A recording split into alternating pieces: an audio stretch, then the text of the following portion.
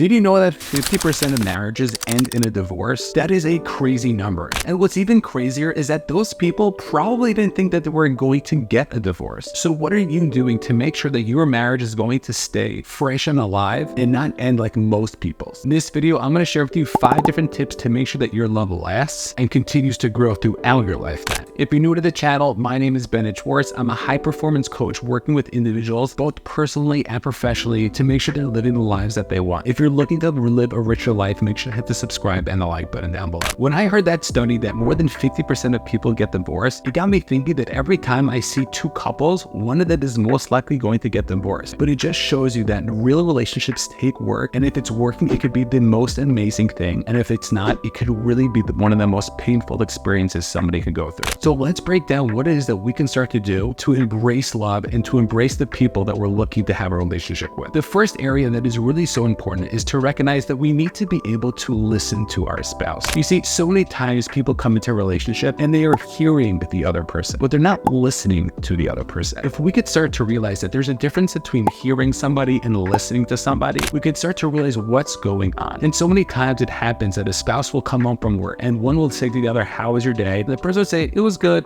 And then they start talking about their own personal day. "Okay, great, I'm happy you had a good day. Well, this is what happened to me. Did you see what happened to John and Sarah in the office?" But we have to realize is that when somebody says something, a lot of times there's something going on behind the words. And the more we know our spouses, the better off we can tell whether something is going on or not. And many times, if we could focus on listening to what the other person is saying and not saying, we have a big insight into how the person is really doing. People want to feel heard. And you might say, what does that mean, feeling heard? And we all know that feeling when we could speak to somebody and the person just gets us. But recognizing that our spouse also needs that. They need to feel heard. We have this ability to have the other person feel heard is something that is going to be key in terms of just feeling that the other person is connecting to us. Many times we don't even need to give our answers, and this is what I tell guys all the time, that we don't have to give an answer. Just listening is good enough, because if you can get something off of your chest and feel like you're being listened to, you have the ability to increase that relationship and to have a deeper relationship. The next idea is understanding what your spouse's love language is. Gary Chapman came out with the 5 love languages, which is a way that we can start to speak to our spouse. And there are different ways that we each respond and react to different things. The first of the love languages is words of affirmation. And what that means is that we are constantly telling the person how we feel about them. For some people, they always want to be told how they're felt. So constantly saying, "I love you," or "I'm thinking about you," to really give them that affirmation that they're being heard. The second one is acts of services. And what it means is that we are going to be doing things for our spouse. So whether it's cleaning up the garbage, or whether it's making dinner, or just doing something for them to show them that we are thinking about you. And for some people, that speaks louder than somebody saying "I love you" to their spouse. We have to know the difference of how our spouse responds. The third one is receiving gifts.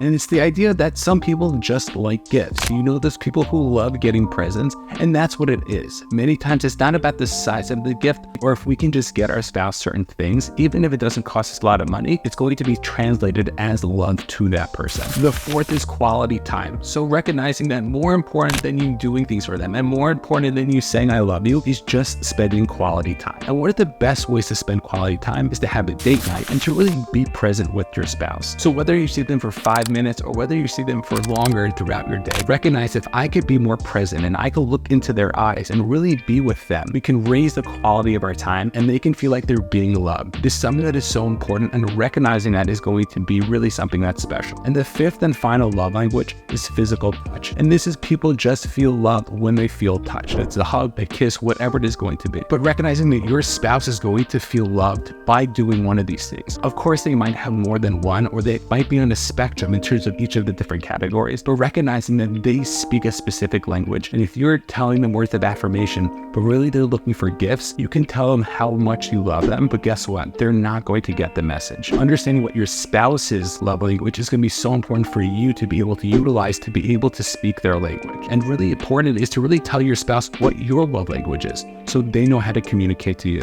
So if you never thought about the 5 languages, make sure to ask yourself what your language is and tell your spouse, "Hey, you know what? I really like quality time. Maybe you could spend some more time with each other because they might be giving you gifts and that might not be something that is speaking your language. The third tip to try to increase our love with our spouse is to really show appreciation. You see, most people think it's communication and being able to speak, and that's very important when it comes to our love and our spouse and our relationship. But recognizing if we can show appreciation to the other person, that is going to be something that will be so powerful in terms of showing them how much you really appreciate what it is that they're doing for us. We all love appreciation. When somebody comes over to us and says thank you for doing something, especially when we went out of our way, we feel amazing and we all know that we're going to do that thing again. If our spouse does something for us, or even if they're doing something that is known that they just do that, if you can start to show your appreciation just a little bit, it could be something that could be so powerful. One of the things I like doing with my wife is I like leaving notes in special places. So whether it's in the middle of like the laundry bin or whether it's in one of her shoes, I'll leave a little note just to show her that I really appreciate something that she might have done for me. If we could start showing that appreciation, they're going to feel so amazing about us and how it is that we're reacting to them. And they're just going to feel like $1,000,000 based on what the things that they're already doing. We're just showing you really care what it is that they're doing. The fourth idea is understanding when it comes to the relationship. Many times there's going to be disagreements, there's going to be arguments, but we have to zoom out a little bit and look at the big picture. We have to realize that more important than being right in the situation is the relationship. So there might be times where you did something so justifiable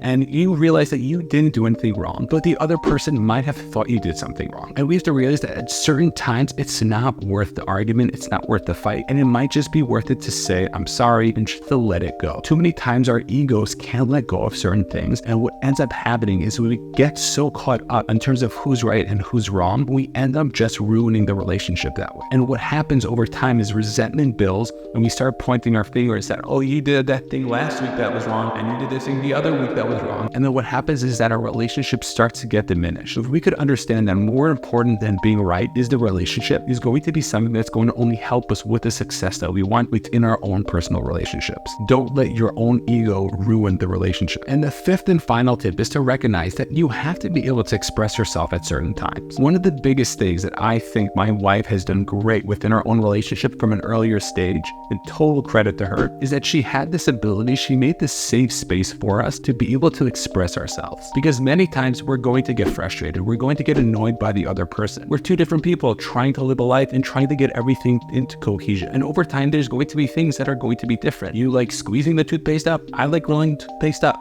Those are just different ways about going about certain things. But recognizing even on a bigger picture, there might be something that your spouse does. Instead of holding it in and blowing it up, really have a safe place where you can say, hey, honey, I have something I'd like to tell you. I know it might be a little bit difficult to hear, but there's something that is really important to me. And I just want to share it with you because I really care about our relationship. And if you can start to say it like that and then be very sensitive and delicate about it and get your point across, then they're not going to take offense to it because they know they're only telling you because they want the relationship to be intact. It's probably one of the biggest pieces of advice that I give to people is to try to be able to have a space and to talk about it before it happens, that in order for us to both work together, there are going to be things that are going to know each other. And if we have the ability to express it to the other person, we're going to be able to learn how to really live with one another. It's one of the most difficult things because when your spouse tells you things that you're doing wrong, you're going to start to take offense to it. And the only thing you need to do in that moment is just listen. You don't need to say anything. You don't need to justify why it is you're doing the thing that you're doing. Just listen and acknowledge. Because if the person is feeling a certain way, even if it's not really the thing that you're doing, recognize it doesn't matter because they feel a certain way. They might feel betrayed. They might think you're doing something to them or you're out to get them. And it could be totally off. But regardless, it doesn't matter what you're doing. If they feel a certain way, they're going to be going with that feel. So recognize if we could just have a space where they can say their things and we can say our things in a safe place, non-judgmental, and looking for the sake of the relationship to grow it, we'll be able to really move forward with the things that we're looking to do in our own personal lives, in our own relationships. Having any relationship is extremely difficult. Living with somebody can be really complicated, but understanding that there is a way and there are things that we can start to do and implement every single day. We can't let the resentment build up. We can't start pointing fingers. If we could start to work on these things and really see what it is we can start to do within our own personal relationships, we can really start to have an incredible relationship, because the better our relationship goes, the better everything else in our life goes. Our health is usually better. Our finances are usually better. The other things that we're looking to do really raise the bar when we have the support and the people around us who